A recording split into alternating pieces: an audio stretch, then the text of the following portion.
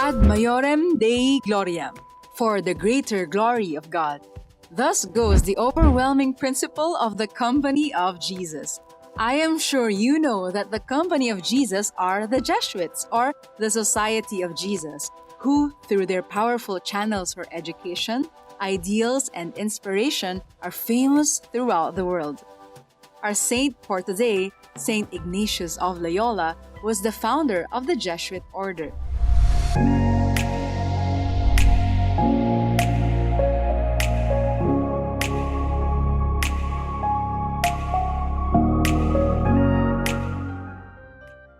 Ignatius, or Inigo, was born on October 23, 1491, to an illustrious family in Spain. At a very early age, he served as a royal page in the court of Spain. He was rather a worldly teenager, ambitious, romantic, and chivalrous. Bored with court life, he went to his relative, the Duke of Nájera, to become a soldier. He was engaged in minor battles, but when he fought in Pamplona, he was wounded on the leg. He underwent several surgeries, but in the end, the broken leg left him lame and limping all his life. During his long convalescence, he was given 2 books to read: The Life of Christ and Flowers of the Saints. These books led to his conversion and inspired him to imitate the saints and become a Knight of Christ. On the eve of the Feast of the Annunciation, Ignatius, dressed as a beggar, entered the Church of Our Lady of Montserrat, hung up his sword and dagger at the foot of Our Lady's statue, and vowed to observe chastity in her honor. He spent the night in prayer and in the morning went to Manresa for a retreat. Then he made his general confession to a Benedictine monk. He stayed for some time in a cave of Manresa, and God communicated to him choicest gifts and kindled in his heart a spiritual fire for sanctity and for the salvation of souls.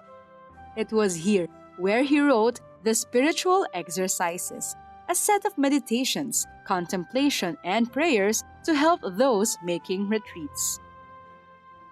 In 1524, at the age of 33, knowing that more education was necessary for his new life and work, he began to study. He went to different colleges in Spain and in France, and at the age of 44, obtained his master's degree. In Paris, he met Francis Xavier, James Laine, Peter Fabre, Simon Rodriguez, and others who later helped him to establish the Jesuit order. On August 15, 1534, he and 6 companions took the vows of chastity and poverty. In the spring of 1537, they had an interview with Pope Paul III, who blessed them and had them ordained. On Christmas night in 1538, Ignatius and his companions said the first Mass in the subterranean chapel of St. Mary Major in Rome. The Company of Jesus was officially recognized on September 27, 1540, with Ignatius as the first superior general. For 18 years, he labored tirelessly and twice asked to resign from the generalship of the order, but his members refused.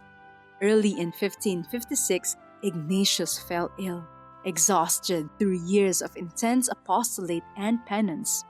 He had high fever and died unexpectedly on July 31. As he lay dying, he was heard saying, "Jesus, Jesus."